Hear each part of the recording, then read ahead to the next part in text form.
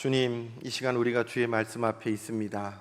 들을 귀를 주시고 깨닫는 마음을 주시고 이 말씀에 붙들려 또한 살아갈 수 있는 은총을 허락하옵소서. 예수님 이름으로 기도드리옵나이다. 아멘. 과거에 우리 한국교회 안에 은혜를 많이 사모하고 은혜를 많이 받던 시간이 있었습니다. 그때 참 우리 유행했던 것 중에는 기도원 운동도 유행했고 교회마다 부흥회도 참 많이 했습니다. 제가 갓 고등학교 졸업하고 신학교 입학해서 어느 교회 부흥회를 참석을 했습니다. 우리 예배당보다 조금 작은 예배당이었는데 부흥회 하면은 여러분 옛날 기억을 더듬으시면 준비 찬송을 팍 박수 치면서 하잖아요. 열기가 뜨겁게 박수 치면서 준비 찬송을 하고 이제 드디어 강사 목사님이 말씀을 전한 것입니다. 강사 목사님 꽤 유명한 분이셨고 참 많은 은혜를 끼치는 그런 목사님이었는데 한참이나 설교를 해나가고 있는데 한마디 한마디마다 교인들이 아멘 아멘 하면서 은혜를 많이 받았습니다. 근데 갑자기 설교를 딱 멈추시더니만 어느 한쪽을 저쪽을 가리키면서 거기 그 뒤쪽에 그분 저기 뒤에 저 젊은 남학생 여학생 제 또래 젊은 남자 청년 여자 청년 두 사람이 그만 예배에 은혜 받는데 집중하지 못하고 자기들끼리 고개를 숙이고 키득키득 하다가 이 강사 목사님이 영 거슬렸던 모양이에요. 당신들 나가세요. 퇴장시켜버리는 거예요.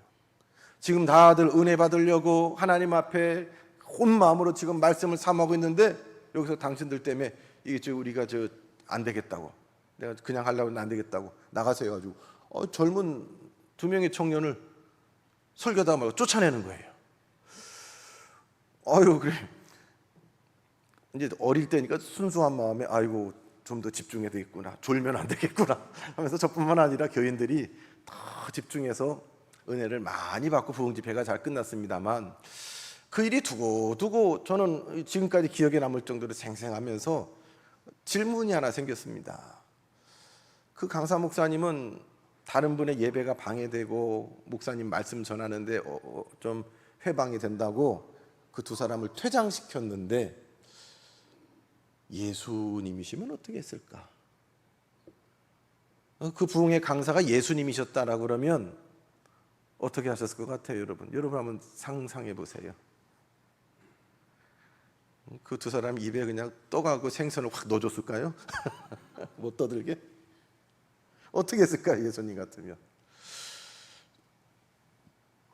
저는 이 질문이 문득 수십 년 지난 얘기지만 이게 생각이 나서 그러던 중에 저는 오늘 말씀 누가복음 8장 4절 이하의 말씀을 보면서 명확하게 알 수 있었습니다.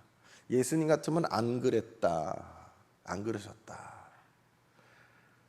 떠들던 뒤에 와서 떠들던 예배 시간에 핸드폰을 계속하고 심지어 핸드폰으로 게임을 하든 신문을 보든 딴 생각을 하고 있던 잠을 자든 예수님은 그 복음 선포를 그대로 했을 거라는 마음에 확신이 듭니다. 오늘 말씀이 그런 말씀 아닙니까? 오늘 우리가 받은 이 누가복음, 예수님의 사역권의 누가복음의 전체적인 큰 주제는 하나님 나라입니다. 예수님을 지켜보면서 누가복음을 기록한 저자 누가는 하나님 나라와 관련해서 예수님의 말씀, 예수님의 행적을 집중적으로 그 하나님 나라를 강조하고 주안점으로 바라보고 기록했습니다. 그래서 우리가 오늘 본문도 예수님이 말씀하시는 하나님 나라의 관점에서 오늘 본문도 다시 한번 돌아봐야 될 것입니다. 오늘 첫 절인 4절 말씀에 보면 이렇게 시작하죠. 각 동네 사람들이 예수께로 나와 큰 무리를 이루니 예수께서 비유로 말씀하시되, 그 동네 사람만 아니라 각 동네 사람들이, 멀리 있는 사람들도, 옛날에 시골 교회들은 그랬다면서요. 옆 동네 어디에서 부흥 집회했다 그러면 먹을 거 보따리 싸가지고 걸어서 그 산 넘고 물 건너서 그 집회를 가졌다는 겁니다. 마치 그와 마찬가지로 예수님이 말씀을 전하시니까 이 동네 저 동네 많은 사람들이 그 소문을 듣고 예수님 앞에 구름대처럼 나왔습니다. 큰 무리를 이뤘습니다. 그때 그들에게 예수님은 말씀을, 하나님 나라에 관한 말씀을 전하실 때에 직설적으로 전하지 아니하시고 비유로 말씀하셨다. 예를 들어서 비유로 말씀하셨다. 이 비유는 우리가 이미 알고 있는 내용을 그 안에 숨겨져 있는 예수님이 전하고자 하시는 그 내용과 연결해서 무리들에게 좀 더 생각하고 돌아보고 통찰할 수 있는 기회를 주어서 영적인 진리로 이끌어내는 도구가 바로 이 비유입니다. 그 비유 가운데 어떤 비유를 드셨는가? 농사 짓는 비유를 드셨다는 겁니다. 농사. 우리가 지금 예루살렘, 이스라엘 성지순례를 우리가 작년에 계획했는데 전쟁이 나는 통에 지금 어떻게 엄두를 못 내고 좀 이러고 있습니다만, 이스라엘이라는 그 환경, 팔레스타인 지역과 우리는 많이 다르죠. 농사도 많이 다르답니다. 이 이스라엘, 팔레스타인 사람들의 전통적인 농법은, 우리는 농사 지으려고 하면 밭도 다 일구고 돌도 골라내고 벼를 심으려면 뭐 이렇게 갈구고 뭐 물도 좀 대고 그리고 모내기를 하고 뭐 이렇게 하는데요.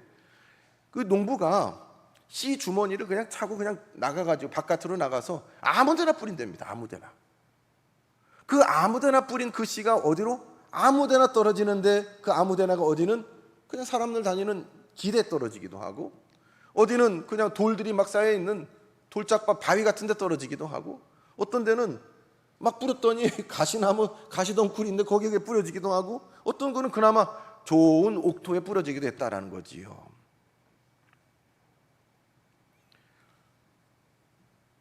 땅을 경작하고 좋은 땅만 골라서 심으면 지혜로울 것 같은데, 이분들은 그렇게 하지 않았다라는 겁니다. 일단 씨를 뿌리게 되면 그 씨들은 오늘 본문에 나오는 대로 길가에 떨어지고, 또 바위 위에 돌 위에 떨어지고, 가시떨기에 떨어지고, 그리고 좋은 땅 중 어느 한 곳에 떨어져서 그 운명을 맞게 되는 겁니다. 오늘 본문에 예수님 비유로 말씀하신 이 씨 뿌리는 농부는 누구를 비유하신 걸까요? 씨 뿌린 농부는 누구를 비유하신 것일까요? 그렇습니다. 오늘 이 말씀을 하시는 예수님 자신을 말씀하고 있습니다. 이 농부들이 골라서 좋은 땅에만 집중적으로 심고 뿌리는 것이 아니라, 농부들이 막 뿌려서 어떤 건 돌에도 떨어지고 길에도 떨어지고 가시에 떨어지고 좋은 땅에 떨어지는 것처럼, 나도 씨를 뿌리며 이 복음을 전달하고 생명의 복음을, 구원의 복음을 전달하며 아무한테나 우리가 생각하는 대로 좋아 보이는 사람, 괜찮은 사람, 좋은 게 아니라 뿌린다라는 겁니다. 오늘 본문에서 예수님이 들려주시는 비유의 말씀 중에 특별히 9절 이하에 이 비유를 말씀하시고 8절 끝에 보면 이렇게 외치셨어요. 귀 있는 자들은 들을지어다. 이렇게 그냥 끝나버려요. 귀 있는 자들은 들을지어다. 아니, 세상에 귀 없는 사람이 어디 있습니까? 그러나 귀는 그거를 마음에 새기고 이해할 수 있는, 듣고자 하는 들을 귀를 이야기합니다. 들을 귀 있는 자들은 들을지어다. 이 말씀만 가지고는 쉽게 이해가 안 돼서 9절에 보면 제자들이 예수님께 여쭤봤습니다. 예수님, 이게 뭐예요? 저희들 잘 모르겠어요. 그랬더니 10절에 하나님 나라의 비밀을 아는 것이 너희에게는 허락되었으니 라고 하시면서 그 앞에 무리들 앞에 말씀하셨던 씨 뿌리는 비유를 설명을 해 주십니다. 주님의 표현에 풀어주신 내용에 의하면 길가에 떨어진 씨는 어떻게 됐어요? 길에 떨어졌습니다. 여러분, 길이 무엇입니까? 같은 땅이라도 길이 나면은 좋은 거 아니에요? 길하고 연결되지 않은 땅을 맹지라고 그러죠. 꽉 닫히는. 그 땅까지 확 차이가 납니다. 옆에 도로가 있는 땅하고, 혹은 도로로 편입된 땅하고 도로랑 전혀 닿지 않은 맹지랑은 같을 수가 없습니다. 그래서 우리 인생도 가급적이면 길이 되고 싶어 합니다. 열심히 공부해서 좋은 학교를 나와서 이 학력이, 이 이력서가 내 한 줄의 길이 되길 바랍니다. 내가 열심히 좋은 사람과 관계를 맺어서 많은 인맥이, 인간관계가 내 삶의 길이 되기도 합니다. 열심히 수고하고 안 먹고 안 입고 잘 모아서 내가 쌓아둔 과거의 모든 물질들, 과거의 경험들, 그런 것들이 앞으로 내 삶의 길이 되기도 합니다. 그래서 스스로 길을 닦은 사람, 길이 된 사람은 그거 의지하고 믿고, 내가 옛날에 왕년에 그리고 지금도 나도 남들보다 이러면서 자기 스스로 길이 됩니다. 여러분, 길 위에는 다 이름이 있지요. 교회 뒷길을 올라가는 그 길을 우리는 하우로라고 합니다. 하우로. 아랫길은 성주로, 그리고 세종대왕에 딱 버티고 있는 그 길은 광화문로, 어떤 길은 이태원로, 테헤란로, 다 길이 있습니다. 그래서 이름만 되면 할 만큼 우리는 서로 길 되는 인생을 살고자 합니다. 그런데 그 길이 되는 탄탄해 보이는 남들 보기에 부러워할 만한 그런 인생에게 복음이 뿌려졌을 때에 여러분 혹시 그런 분들에게 복음이 전달돼서 어떻게 반응하시는데 보셨습니까? 뭐가 아쉬워서 교회를 가냐 그래요. 뭐가 아쉬워서 하나님을 찾느냐. 하나님 찾는 사람들 그저 무능력한 사람들, 무기력한 사람들, 가진 것 없는 사람들이, 나약한 사람들이 하나님 찾는 거 아니냐. 네 힘으로 살아, 네가 노력하고 살아, 네가 길이 돼야지. 누구 길을 의지하느냐. 받아들이지 않습니다. 그래서 예수님은 12절에 이렇게 말씀하시죠. 길가에 있다는 것은 말씀을 들은 자이나 이에 마귀가 가서 그들을 믿어 구원을 얻지 못하게 하려고 말씀을 그 마음에서 빼앗는 것이요. 길 같은 사람이면 얼마나 든든합니까? 길 같은 사람 마음에 말씀이 들어가서 뿌리 내리면 얼마나 하나님 앞에 귀 쓰이겠습니까? 그런데 마귀도 그걸 알아요. 그래서 마귀가 먼저 그 하나님의 말씀이 들어가지 못하도록 뺏는다라는 것입니다. 길 위에 뿌려진 씨가 그 탄탄한 길 위에서 누군가에서 밟히고 사람이 밟고 차가 밟고 수레가 밟고 지나가기도 하고, 밟히지 않은 그 길 위에 있는 그 알곡들은, 씨앗들은 지나가는 새들이 눈에 띄어서 냉큼 집어먹는다라는 거지요. 예수님 당시 대제사장들, 서기관들, 종교 지도자 같은 이런 사람들은 길에 뿌려진 사람들과 같습니다. 그들은 예수님의 말씀을 누구보다도 집중했습니다. 그러나 그것을 마음으로, 복음으로 받아들이지는 못했습니다. 그들 마음에 주님의 말씀을 담을 수 있는 여유가 없었습니다. 길가의 흙처럼 그들의 마음밭이 너무나 단단하게 굳어져 있었기 때문에 주님의 말씀의 씨앗이 싹 내릴 수 없었습니다. 말씀을 들을 때에 도리어 그 생명의 말씀을 꼬투리 잡고 튕겨져내는 자들이 이런 사람들입니다. 두 번째로 농부가 막 뿌린 씨 가운데 어떤 씨는 어디에 뿌려졌다고요? 바위, 돌짝밭 같은 곳에 뿌려졌습니다. 그래서 바위 틈 사이에 어떻게 껴가지고 싹이 났습니다. 그런데 그 싹을, 그 씨앗을 유지시켜 줄 만한 식물과 습기와 양분이 공급되지 못합니다. 그래서 금방 햇볕이 들고 날이 더워지니까 공급받지 못하고 생명력을 잃어버리고 썩어버립니다. 이런 마음밭을 가진 사람들을 예수님은 13절에 말씀을 들을 때 기쁨으로 받으나 뿌리가 없어 잠깐 믿다가 시련을 당할 때 배반하는 자들이라고 말씀하십니다. 들을 때 잠깐 들어요, 받아요, 아멘은 해요. 그 순간에 입으로 아멘은 해요. 그러나 잠깐이에요. 예배당에서는 아멘하지만 돌아가서 내 삶의 자리에서 크고 작은 시련 당하고 어려움 당할 때에는 내가 언제 그랬냐. 예수님이 지금 오늘 그 본문에 보니까 각 동네에서 수많은 무리가 모였습니다. 어쩌면 이 말씀을 전할 때 예수님이 최고 절정기가 아니었나 싶기도 합니다. 예수님이 보리떡 5개, 물고기 2마리로 수만 명의 사람들을 먹일 때에 그때 언뜻 보기에는 이제 요즘 우리 기준으로 보면 어떻게 그렇게 빠른 시간에 수만 명 교인을 모았대. 저 수만 명 모인 큰 교회야. 저 교회 부흥했어. 저 예수라는 목사 성공적인 목회자야. 예수한테 가서 좀 배워. 어떻게 하면 그렇게 많이 모을 수 있는지. 그 규모를 보고 그 인파를 보고 우리는 그렇게 판단할 것입니다. 근데 예수님은 그렇게 판단하지 않으셨어요. 그 무수히 많은 무리들을 보고 내 사역이 성공했다라고 여기지 않고 오히려 큰 위기를 직감했습니다. 당신과 당신의 제자들에게 지금이야말로 큰 위기라고 여겨서 사람들이 먹을 거 해결해 주니까 눈이 반짝거려요. 이분을 우리 주인 삼고 우리 왕 삼으면 우리 경제 문제 해결되겠다.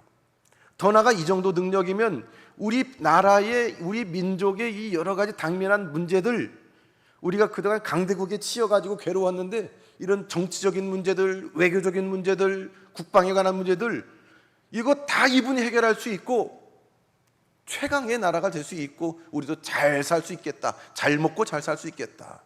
그래서 억지로 예수님을 끌어다 자기들 왕을 삼으려고 했습니다. 임금 삼으려고 했습니다. 그때 예수님은 그 상황을 직감하시고 그 자리를 회피하셨습니다. 그 무리를 떠나 사람들이 없는 곳으로 깊은 산으로 들어가서 그 밤 기도하셨고, 그들 무리 가운데 들떠 있는, 얼마나 들뜨겠어요. 신나게 그냥 예수님 기도해 주신 생선하고 떡을 마음껏 나눠주고 사람들이 이렇게 우러러보지 않겠어요. 그 제자들에게도 너희들 지금 위험해, 빨리 이곳을 떠나라라고 경계의 말씀을 주셨습니다. 사람들은 예수님이 행하신 표적을 보고 요한복음 6장 14절에 보면 이분은 참으로 세상에 오실 구약 성경에 예언한 그 선지자다라고 말하면서 예수님을 임금 삼으려고 했습니다. 예수님이 그들을 피해 가지고 갈릴리호수 건너편으로 갔는데 어떻게 알고 거기까지 쫓아왔습니다. 그리고 그들의 계획대로 예수님을 억지로 임금 삼으려고 했을 때에 예수님이 이 상황을 정확하게 인식하세요. 들뜨거나 이것만 보고서 흥분하거나 스스로 오해하지 않고 뭐라고 말씀하시냐면, 내가 진실로 진실로 너희에게 이르노니 너희가 나를 찾는 것은 표적을 본 까닭이 아니요 떡을 먹고 배부른 까닭이로다. 정확하게 아시죠? 아멘이지요.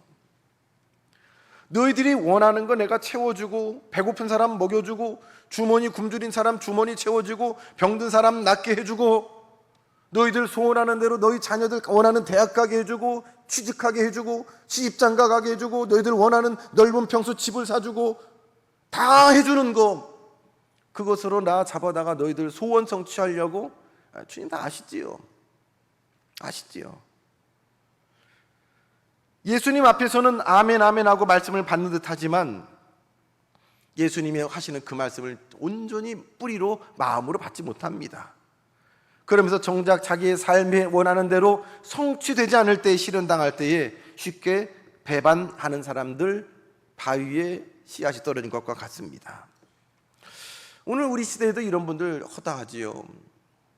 제가 과거에 부교육자로 섬겼던 교회 중에 서울시장이 출석을 했습니다. 일부 예배, 7시 예배 서울시장이 그 예배당 중간에 출석을 하면요, 그분 혼자 오는 게 아니라 비서부터 해가지고 그분을 이렇게 추종해서 예수님의 제자들 거느리는 것처럼 뭐 하여튼간 수십 명이 같이 우르르 이렇게 몰려다녀요. 그분을 중심으로 같이 쭉 예배도 드리고 같이 교회 식당도 가고 우르르 몰려다니고. 부지런한 그분은 그 교회 장로님이셨는데 일부 예배를 꼭 7시 예배를 드리셨습니다. 그 교회 사역을 제가 마치고 다른 교회로 임지를 옮겼는데 그 후에 그분은 우리나라의 대통령이 됐습니다. 그 장로님이 대통령이 됐어요. 근데 그때 이제 대통령 되기 전에 그 교회가 1대 목사님이 은퇴하시고 2대 목사님이 부임하셨는데 1대 목사님만큼 뭐 설교나 목회나 역량이 좀 부족했는지 교인이 많이 감소한 상황이었는데, 그 장로님이 대통령 되니까 들리는 소문에 교인들이 더 많이 모여들었다는 소문이 들었어요. 여러분, 고소영이란 말 들어보셨어요? 고소영. 잘생긴 남자 배우 장동건 씨 부인이 고소영이에요. 근데 그 당시 그 장로님 대통령 됐을 때에 고소영이란 말이 유행했어요. 그 장로님이 나온 그 고자로 시작하는 그 대학 나와야지 그 정권에서 승승장구할 수 있고, 두 번째, 그 대통령 장로님이 출석하는 소자로 시작하는 그 교회 다녀야 역시 승승장구할 수 있고, 세 번째, 영으로 시작하는 대통령과 연관된 그 지역 출신이어야 뭐 어떻게 잘 될 수 있다. 고소영이라는 말이 돌았습니다. 저는 그분이 대통령 돼서 교인들이 많이 늘었다, 뭐 다행이다라고 뭐 말들 하고 했지만 한편으로는 너무 그 뒤가 뻔히 보였습니다. 그렇지요?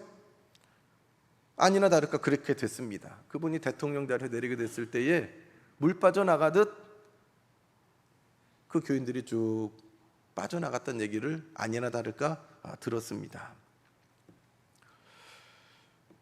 그 교회뿐만 아니라 규모가 있는 교회들은요, 사이즈가 큰 대형 교회들은 이런 분들이 꼭 있어요. 와서 상업적 목적으로 와서 자기 장사의 사업에 교인들을 도움을 받고 뭐 이용하려고 하는 분들도 있고, 정치적인 목적으로 와서 큰 교회 가서 자기를 알리고 드러내서 표로 연결시키려는 정치인들도 있고, 그런 분들이 있습니다. 근데 이런 분들 특징은요, 자기들이 원하는 목적이 다 채워지면, 이루어지면 아주 미련 없이 떠난다는 겁니다. 그리고 그분들 안에 온전한 자신의 필요가 채워지는 한 강단에서 설교 선포되는 하나님의 말씀을 달갑게 여깁니다. 그러나 교회가 어려워지거나 자기 인생에 그 이상의 또 다른 시련이 닥치면 언제든지 쉽게 교회도 떠나고 하나님도 주님도 배반합니다. 더 이상 예수님을 믿을 이유가 없기 때문입니다. 세 번째로 7절을 보시면 어떤 씨앗들은 가시떨기 속으로 떨어졌다고 합니다. 가시가 함께 자라서 그 기운을 막아버렸습니다. 가시는 싹이 자랄 수 있는 영양분, 물, 빛, 그 공간을 제한해버리고 빼앗아버렸습니다. 가시가 함께 자라기 때문에 뿌려진 그 씨앗들은 기운에 막혀서 더 이상 성장할 수도 결실할 수도 없었다라는 겁니다. 그래서 14절에 예수님은 가시에 떨어졌다라는 것은 말씀을 들은 자이나 지내는 중 이생의 염려와 재물과 향락의 기운이 막혀 온전히 결실하지 못하는 자다라고 말씀하고 계십니다. 이 사람들은, 이런 종류의 사람들은 말씀을 어느 정도 듣고 뿌리를 내리면서 어느 정도 신앙생활도 하는 분들입니다. 그렇지만 온갖 세상의 염려, 재물, 그리고 세상이 주는 기쁨, 향락, 쾌락 때문에 더 이상 열매를 맺지 못합니다. 교회도 출석을 하죠. 어디 이력서에 종교 쓰면 거기 기독교 이렇게 쓰기도 하고, 어디 가서 난 낙원교회 다녀 말도 합니다. 그러나 거기까지입니다. 자기의 삶에 크고 작은 삶의 염려가 있고 문제가 생기면 그만 기도줄을 놔버립니다. 예배당 출입을 금해버립니다. 또 자기 어떤 즐거운 일정 스케줄이 있을 때는 얼마든지 와서 예배드리고 하나님 찾는 일이 문제가 되지 않습니다. 자기 할 거 다 하고, 먹을 거 다 먹고, 할 거 다 하고, 누릴 거 다 누리고 교회 다니면 좋지 하는 분들입니다. 이 당시 예수님을 따르는 무리 가운데도 이런 분들 많았어요. 누가 마가복음 19장에 보면 어느 돈 많은 부자 청년이 예수님을 찾아와서 선생님이 어떻게 하면 영생을 얻을 수 있겠습니까? 율법에 어떻게 기록되어 있니? 예, 하나님을 마음과 뜻과 정성을 다해서 사랑하고 내 이웃을 내 몸처럼 사랑하라고 했습니다. 그걸 제가 어려서부터 다 지켜 행했습니다. 진짜 모범 청년이었던 것 같아요. 예수님이 그 청년을 보고 기특하다고 사랑스럽게 바라보시고 제자로서 초대를 해 주십니다. 그러면서 이 청년에게 마지막 이 중요한 결정적인 말씀을 주세요. 네가 온전하고자 할 때에 가서 내 소유를 팔아 가난한 자들에게 주라. 그리고 너는 나를 쫓아라. 네가 온전하고자 할 때는 네가 알고 배운 그것을 삶에서 실천해라. 가난한 자들에게 나눠주고 그리고 나를 쫓아라. 그런데 이 청년은 그만 실천하는 일에 실패합니다. 잘 배웠습니다. 다 압니다. 모르는 거 아니에요. 말 안 해도 돼요. 근데 그것을 삶으로 이어나가는 데는 실패했습니다. 오늘 우리 성도들이나 교회들이나 예전과 달리 참 많은 풍족한 시대를 살고 있습니다. 그래서 이생의 염려와 재물과 향락의 기운이 막혀 온전히 열매를 맺지 못하는 경우가 허다합니다. 너무 많아서요. 교인도 너무 많고, 너무 많이 배워서 너무 지식도 많고, 각자가 너무 많습니다. 일도 너무 많아요. 생각도 많아요. 그래서 하나님 앞에 집중할 수가 없는 겁니다. 이생의 염려와 재물, 향락, 여기에 그만 막혀서 하나님 앞에 온전히 갈 수가 없는 것입니다. 심리학자 어니 젤렌스키가 염려에 관해서 이분이 연구를 했는데 이런 결론을 내렸습니다. 사람들이 염려하는 염려의 40%는 현실에는 실제로 일어날 가능성이 거의 없는 거랍니다. 염려가 100이라면 그 중에 40%는 현실에서 일어날 수 없는 일이랍니다. 또 그 염려 중에 30%는 이미 일어난 일이랍니다. 이미 지나간 일이래요. 그리고 그 남은 22%는 안 해도 될 사소한 염려이고 사소한 것이고, 그 염려의 4%는 염려한다고 해도 달라질 것이 없는 어쩔 수 없는 것들이라는 겁니다. 그 얘기는 뭐냐? 정말 우리가 바꿀 수 있는 염려는 4%밖에 안 된대요. 100이라면 그 중에 염려하고 신경 쓰고 막 해가지고 뭐를 바꿔낼 수 있는 거는 4%밖에 되지 않는다라고 합니다. 반대로 염려가 많은 현대인들은 96%를 안 해도 될 많은 염려로 살아가고 있다는 것입니다. 마지막으로 예수님은 좋은 땅에 뿌려진 씨앗을 이야기합니다. 무려 100배의 결실을 얻었대요. 할렐루야지요. 30배, 60배, 100배. 농부가 쟁기로 잘 갈아놓은 좋은 땅에서 씨앗이 충분히 좋은 수분을 공급받고 햇빛을 공급받고 깊이 뿌리를 내기 때문에 잘 자랄 수 있습니다. 전 농사 안 해봤습니다만 좋은 씨앗이 정상적으로 자라났을 때에 하나를 뿌렸을 때에 거둘 수 있는 것이 7배, 많으면 10배 정도 된답니다. 10배, 7배에서 10배. 그런데 무려 100배를 소출했다고 그러니까 이거 얼마나 대단한 겁니까? 아마 씨 뿌린 농부는 그 100배를 거둘 때 너무 기뻐가지고 내년에 그 자리에 또 심을 겁니다. 오늘 본문 15절에 예수님은 좋은 땅에 있다라는 것은 착하고 좋은 마음으로 말씀을 듣고 지키어 인내로 결실하는 자다라고 말씀하세요. 좋은 땅이 어떻다고요? 착하고 좋은 마음으로 말씀을 듣고. 사랑하는 우리 낙원 성도 여러분, 이 시간 여러분의 심령이 좋은 땅 되시길 주님의 이름으로 축복합니다. 착하고 좋은 마음으로 말씀을 듣고. 앞에 있는 주의 종이 저 사람은 어떻게 사람이 그래, 인격이 뭐 저래, 실력이 뭐 저래, 인물이 왜 저래, 형편없지만 저 사람을 통해서 오늘 하나님이 내게 말씀하신다. 하나님이 말씀하신다. 거기에 집중하고 하나님의 말씀을 좋은 마음으로, 착한 마음으로, 아멘으로 받고 듣고, 그 다음에 중요해요. 지키요. 이거 안 지키면 이거 아무것도 아니에요.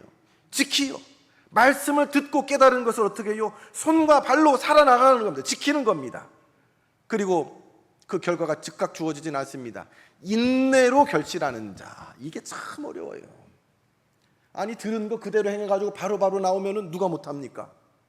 이 번호 그대로 가져가서 로또 1등 당첨된다면 안 살 사람이 누가 있습니까? 그러나 이것을 가지고, 이 사실을 가지고 아멘으로 받고 될 거라고 믿고 사는 겁니다. 행하는 겁니다. 그리고 어떻게 그 다음에 기다리는 겁니다. 될 때까지요. 제가 이 말씀을 한 20번 정도 드린 것 같습니다. 작고하신 하용조 목사님이 어느 날 설교하는데 그런 말씀하신 걸 들었어요. 우리 교회에서 병든 성도를 위해서 중보하며 기도할 때에 다 낫습니다. 그렇게 말씀하세요. 깜짝 놀랐어요. 다 낫습니다. 야, 이 교회 교인들은 특별한 능력이 있나 보다 그래 생각하고 있는데 그 다음 얘기가 참 기가 막혀요. 왜냐하면 우리는 나을 때까지 기도하거든요. 할렐루야지요. 나을 때까지 기도하거든요. 인내예요. 주신 말씀이 성취될 때까지, 하나님의 때까지 믿음으로 인내하고 실천하는 겁니다. 이렇게 했더니 몇 배요? 그렇게 주어지는 게 100배입니다. 길 가다 죽는 게 아니에요. 그렇게 주의 말씀을 착한 마음으로 듣고 믿고 실천하고 인내하는 걸 우리는 그것을 믿음이라고 이야기합니다.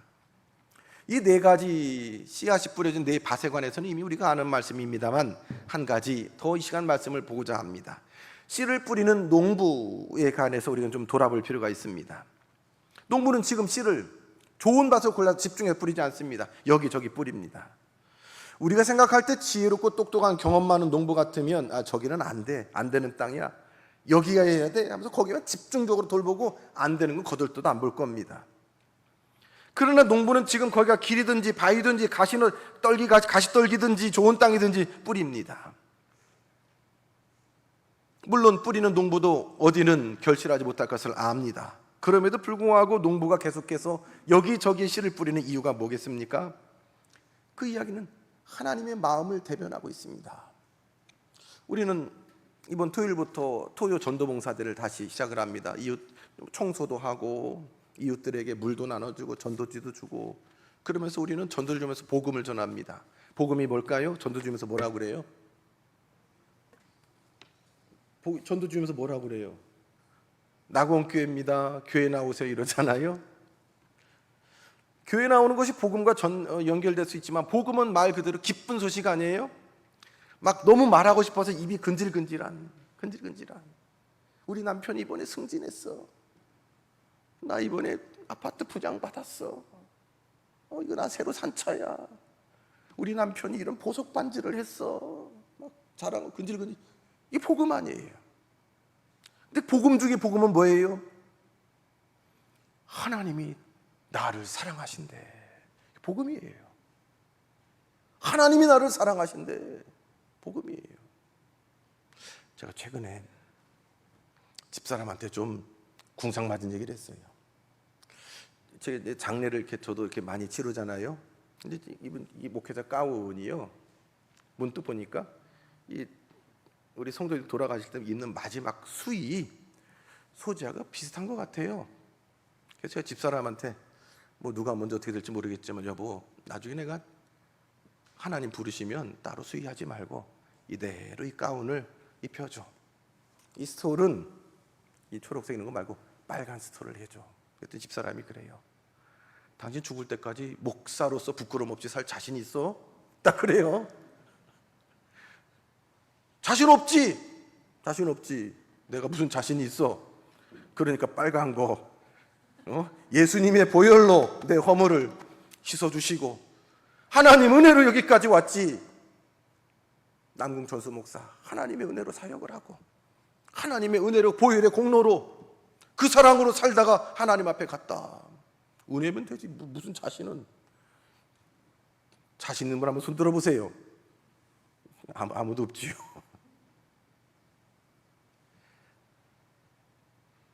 은혜예요. 이 농부는 뿌립니다. 뭐라고 뿌려요? 길가에도 가시밭에도 돌짝밭 위에도 하나님은 당신을 사랑하십니다. 하나님은 나를 사랑합니다. 하나님은 당신을. 이 복음 뿌리는 거예요. 우리는 이 복음 뿌릴 때 아무데 못 뿌리지요. 그 사람 그 전도해도 안 돼. 절대로 교회 나올 사람 아니야. 아유, 그 동네에서 욕먹는 그 사람 전도해서 교회를 뭘 만들려고 그래. 그 괴팍한 사람 우리 교회 오면 더 복잡해. 우리가 막 사람을 가리지요. 저 사람 아유 저 착하고 칭찬받는 사람인데 저 사람이 예수 믿어야 돼. 그분만 막 전도하지 않아요. 전도지를 나눠줄 때도 물을 나눠줄 때도 오가는 분들 인상을 먼저 봐요. 받을 만한 분 같으면 빨리 가가지고 낙원 교회인데요 나눠주는데 좀 심통맞게 생기고 괴팍하게 생기면은 네가 가. 우리 교회 얘기는 아닌데 어느 교회에서 그런 일이 있었대요. 주일 아침에 목양세문 어느 교인이 두드리래. 문 열어보니까 어느 권사님이 목사님 제가 오늘 전도를 해왔는데요 왕건이를 잡아왔어요. 대박이에요. 무슨 말씀이세요? 우리 동네 아주 유지입니다. 큰 부자입니다. 이분이 와서 우리 교회 출석하고 11조 하면 우리 교회 부흥할 겁니다. 왕건이. 아이고 나머지 교회는 뭐예요 그러면은요? 피레미예요? 예수님은요 왕건이한테만 낙찰하잖아요.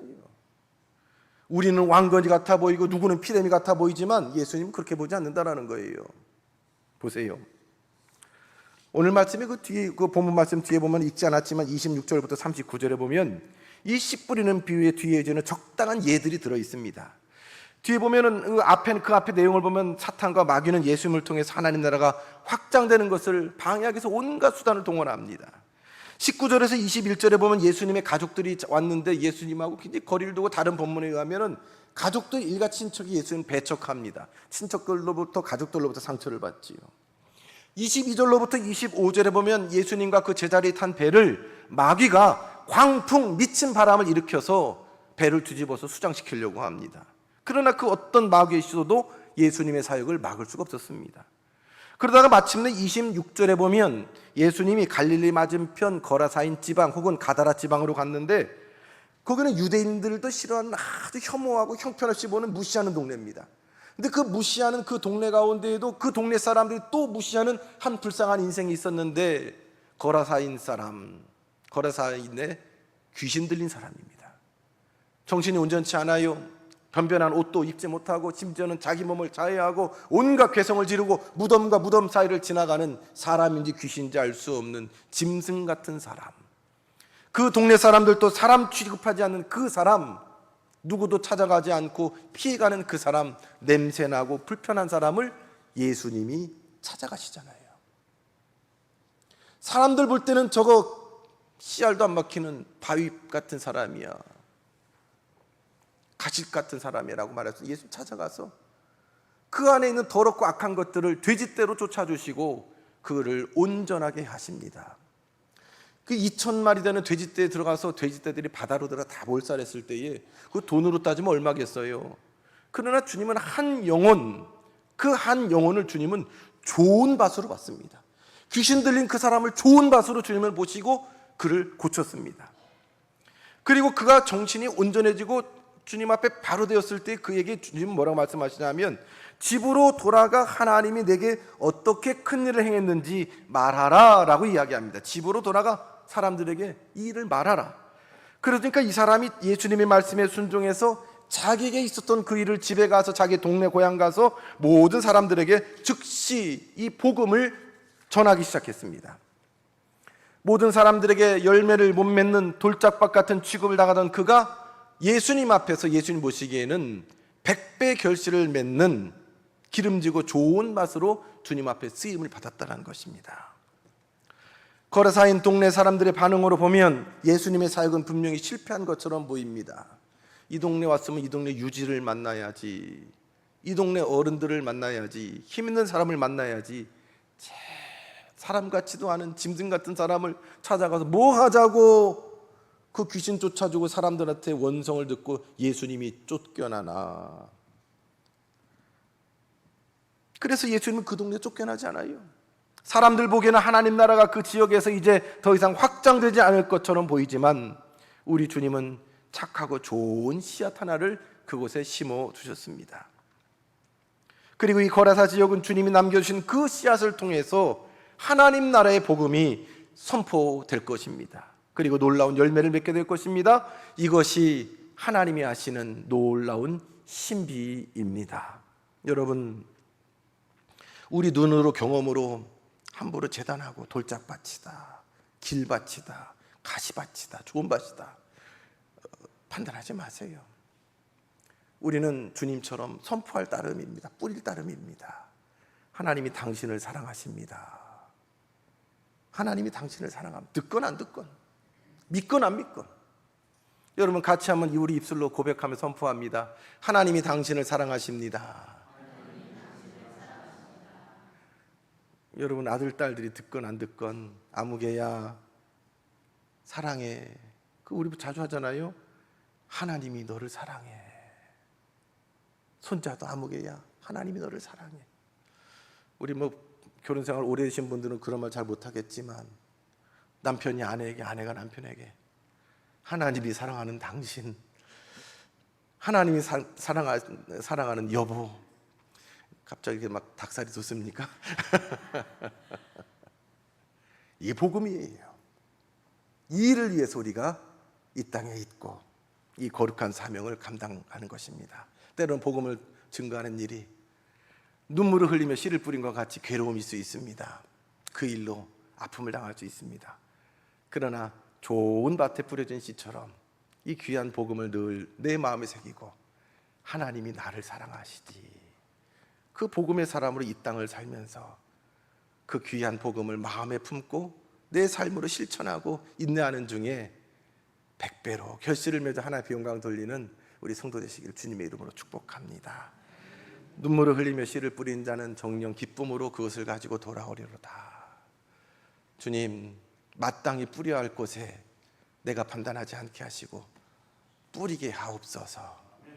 주의 말씀에 순종하여 뿌리는 자가 착한 자, 그 마음에 듣고 행하는 좋은 밭과도 같은 자인 줄 믿사오니 주의 말씀을 순종하여 복음으로 살아가는 모든 낙원 성도 가운데에 30배, 60배, 100배로 하나님 나라의 열매를, 결실을 허락하옵소서. 예수님 이름으로 기도드리옵나이다. 아멘.